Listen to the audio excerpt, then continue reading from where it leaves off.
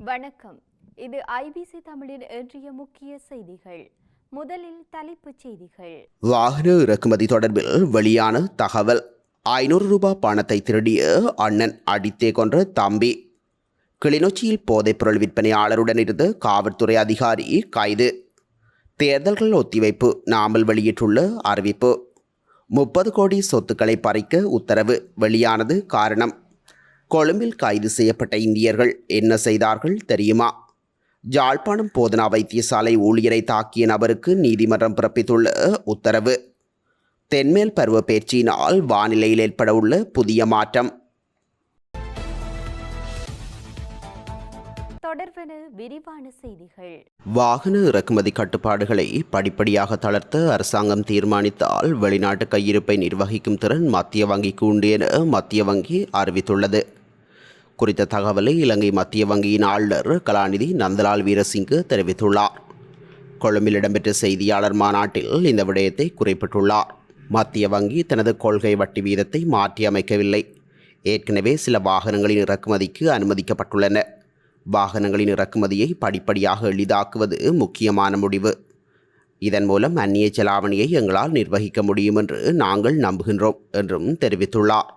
சந்தை வட்டி விகிதங்களை குறைப்பதற்கு மேலும் வாய்ப்புகள் இருப்பதாக இலங்கை மத்திய வங்கி தெரிவித்துள்ளது. சந்தை வாடிக்கையாளர்களுக்கு நிதி நிறுவனங்கள் வெகு விரைவில் குறைப்பை வழங்கும் என எதிர்பார்க்கப்படுவதாக இலங்கை மத்திய வங்கி அதிகாரிகள் தெரிவித்துள்ளனர்.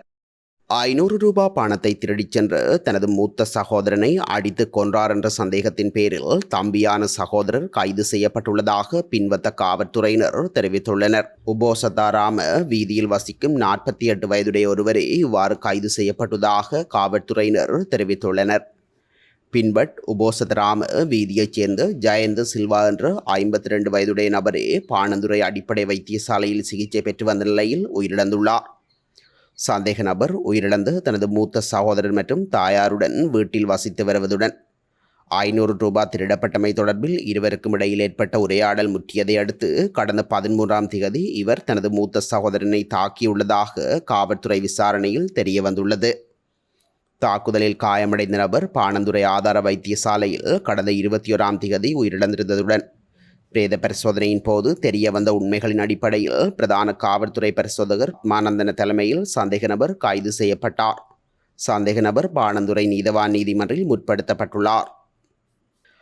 கிளிநொச்சி ஆனந்தபுரம் கிழக்கு பகுதியில் உள்ள வீடொன்றில் போதைப்பொருள் விற்பனையாளருடன் தங்கியிருந்த உப காவல்துறை பரிசோதகர் உட்பட 5 கைது செய்யப்பட்டுள்ளதாக கிளிநொச்சி காவல்துறையினர் தெரிவித்தனர்.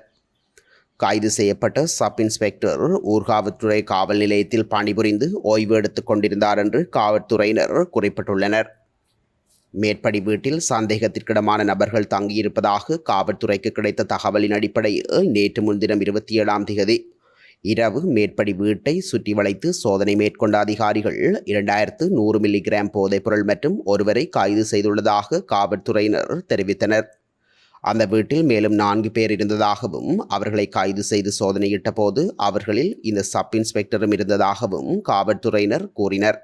போதைப்பொருள் வியாபாரி இந்த வீட்டை வாடகைக்கு எடுத்துக்கொண்டு அங்கிருந்து போதைப்பொருள் கடத்தலில் ஈடுபட்டு வந்துள்ளதாக காவல்துறைக்கு தகவல் கிடைத்துள்ளது. சந்தேகத்திற்குரிய சப் இன்ஸ்பெக்டர் இந்த குழுவுடன் இணைந்து போதைப்பொருள் கடத்தலில் ஈடுபட்டுள்ளாரா என்பது தெரிய வரும் வகையில் காவல்துறையினர் விசாரணைகளை ஆரம்பித்துள்ளனர். சந்தேகத்திற்குரிய உபகாவல்துறை பரிசோதகர் மற்றும் குழுவினர் போதைப்பொருள் உட்கொண்டுள்ளதாக சந்தேகிக்கப்படுகின்றது. இதன்படி அவர்கள் சட்ட வைத்தியர் முன்னிலையில் முற்படுத்தப்பட உள்ளதாகவும் தெரிய வந்துள்ளது. தேர்தலை ஒத்திவைப்பது எந்த ஜனநாயகத்திற்கும் ஆரோக்கியமானதல்ல என நாடாளுமன்ற உறுப்பினரும் ஸ்ரீலங்கா பொதுஜன பெரமுனவின் தேசிய அமைப்பாளருமான நாமல் ராஜபக்ச தெரிவித்துள்ளார். தனது எக்ஸ் தளத்தில் மேற்கொண்ட பதிவில் அவர் இதனை குறிப்பிட்டுள்ளார். அதிபர் மற்றும் நாடாளுமன்றத்தின் பதவிக்காலத்தை நீடிப்பது ஜனநாயக சமூகத்தின் அடிப்படை கோட்பாடுகளை குறைப்பிற்குட்படுத்துவதாகும் என அவர் மேலும் குறிப்பிட்டுள்ளார். எதிர்வரும் 2 தேர்தல்களையும் 2 வருடங்களுக்கு ஒத்திவைக்க ஏற்பாடுகள் செய்யப்பட வேண்டும் என ஐக்கிய தேசிய கட்சியின் பொதுச் செயலாளர் பாலித ரங்கேபண்டார தெரிவித்திருந்த நிலையிலேயே நாமல் ராஜபக்ச மேற்கண்ட கருத்தை தெரிவித்துள்ளமை குறிப்பிடத்தக்கது. போதைப்பொருள் கடத்தல் கும்பலைச் சேர்ந்த நபரொருவருக்கு சொந்தமான 30 கோடி ரூபாவுக்கும் அதிக பெறுமதியான சொத்துக்களை பறிமுதல் செய்யுமாறு நீதிமன்றம் உத்தரவிட்டுள்ளது. நாட்டின் பிரதான போதைப்பொருள் கடத்தல்காரரான ரத்மலானை குடு அஞ்சுவின் நெருங்கிய உறவினரான அகுலேனா குடுசனா என்பவரின் சொத்துக்களை இவ்வாறு பறிமுதல் செய்யப்பட உள்ளது. சட்டவிரோத சொத்துக்கள் தொடர்பில் குற்றப்புலனாய்வு திணைக்களத்தின் அதிகாரிகளால் நீதிமன்றத்தில் பெறப்பட்ட உத்தரவுகளின் அடிப்படையில் கைப்பற்றப்பட்ட சொத்துக்கள் அமைந்துள்ள அதிகார எல்லைக்குட்பட்ட பிரதேச செயலாளர்களிடம் ஒப்படைக்கப்பட்டுள்ளதாகவும் குற்றப்புலனாய்வு பிரிவு தெரிவித்துள்ளது. குறித்த சந்தேக நபரான அகுலனே குடுசனா மற்றும் அவரது தாயார் குடுசிறிமதி, சந்தேக நபரின் மனைவி மற்றும் அவரது சகோதரன் அகுலேனா பொடிமான் ஆகியோர் போதைப்பொருள் கடத்தலில் ஈடுபடுபவர்கள் எனவும் போதைப்பொருள் தொடர்பான முந்தைய குற்றப்பதிவுகள் உள்ளவர்கள் என்பதும் தெரிய வந்துள்ளது. இந்நிலையில் குறித்த சொத்துக்கள் தொடர்பில் மேலதிக விசாரணைகளை குற்றப்புலனாய்வு பிரிவினர் முன்னெடுத்துள்ளனர். இலங்கையில் தங்குவதற்காக வெறும் வருகை விசாவில் வருகை தந்து கொழும்பு 7 தகவல் தொழில்நுட்ப நிறுவனத்தை சட்டவிரோதமாக நடாத்தி வந்த இந்திய பிரஜைகள் குழுவொன்று குடிவரவு மற்றும் குடியகல்வு திணைக்களம் கைது செய்துள்ளது. விசாரணையை தொடர்ந்து திணைக்களத்தின் புலனாய்வு பிரிவின் அதிகாரிகள் கருவா தோட்டத்தில் உள்ள வீடொன்றை சோதனை செய்ய 30 வயதுடைய 7 ஆண்களையும் ஒரு பெண்ணையும் அழைத்துச் சென்றனர். அனைத்து வெளிநாட்டவர்களும் விசிட் விசாவில் நாட்டுக்கு வந்துள்ளதாகவும் இவர்களில் இருவர் 14 நாட்கள் விசா காலத்தை தாண்டியிருப்பதும் கண்டறியப்பட்டுள்ளதாகவும் அந்த பிரிவின் மூத்த அதிகாரி ஒருவர் தெரிவித்தார். கைது செய்யப்பட்ட பெண் மற்ற 7 சந்தேக நபர்களில் ஒருவரின் மனைவி என தெரிவிக்கப்பட்டுள்ளது. இக்குழுவினர் கருவா தோட்டத்தில் வீடு ஒன்றை வாடகைக்கு எடுத்து தமது தகவல் தொழில்நுட்ப நிறுவனத்தை முன்னெடுத்துள்ளதாக ஆரம்பகட்ட விசாரணைகளில் தெரிய வந்துள்ளது. குடிவரவு அதிகாரிகள் கைது செய்யப்பட்ட குழுவை நாடு கடத்துவதற்கான ஆவணங்களை விமான டிக்கெட்டுகளுடன் தயார் செய்தவுடன் அவர்களை நாடு கடத்துவதற்கான ஏற்பாடுகளை மேற்கொண்டு வருகின்றனர். யாழ்ப்பாணம் போதனா வைத்தியசாலைக்குள் மோட்டார் சைக்கிளுடன் உள்நுழைந்த இருவரையும் விளக்கமறியலில் வைக்குமாறு யாழ்ப்பாணம் நீதவான் நீதிமன்றம் உத்தரவிட்டுள்ளது. நேற்று முன்தினம் இரவு 10 மணியளவில் காயம் ஏற்பட்ட ஒருவரை ஏற்றிக்கொண்டு மோட்டார் சைக்கிளை செலுத்தியவாறு யாழ்ப்பாணம் போதனா வைத்தியசாலையின் விபத்து மற்றும் அவசர சிகிச்சை பிரிவுக்குள் ஒருவர் நுழைந்துள்ளார்.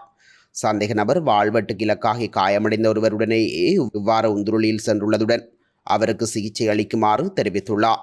இது தொடர்பில் வைத்தியசாலை ஊழியர் ஒருவர் மோட்டார் சைக்கிளில் வருகை தந்தவரிடம் கேள்வி எழுப்பிய போது குறித்த நபர் அவரை மேசை மீதிருந்து அச்சு இயந்திரத்தால் தாக்குவது கண்காணிப்பு கேமராவில் பதிவாகியிருந்தது. இதன்போது காயமடைந்த வைத்தியசாலை ஊழியர் யாழ் போதனா வைத்தியசாலையில் சிகிச்சை பெற்று வருகின்றார்.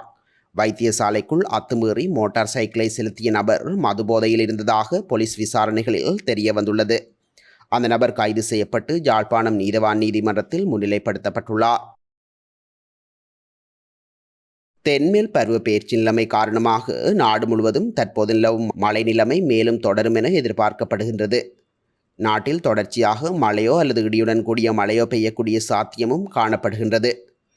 நுவரேலியா சப்ரஹம்பு மாகாணத்திலும் நுவரேலியா மாவட்டத்திலும் சில இடங்களில் 100 மில்லிமீட்டருக்கும் அதிகமான மழை வீழ்ச்சி எதிர்பார்க்கப்படுகின்றது. நாட்டின் ஏனைய பிரதேசங்களில் அவ்வப்போது மணித்தியாலத்திற்கு 30 தொடக்கம் 40 கிலோமீட்டர் வரையான வேகத்தில் ஓரளவு பலத்த காற்று வீசக்கூடிய சாத்தியம் காணப்படுகின்றதாக அறிவிக்கப்பட்டுள்ளது. இத்துடன் இன்றைய முக்கிய செய்திகள் நிறைவடைகின்றன. தொடர்ந்தும் செய்திகளை அறிந்து கொள்ள IBC தமிழ் நியூஸ் என்ற எமது யூடியூப் பக்கத்தினூடாக இணைந்திருங்கள். நன்றி.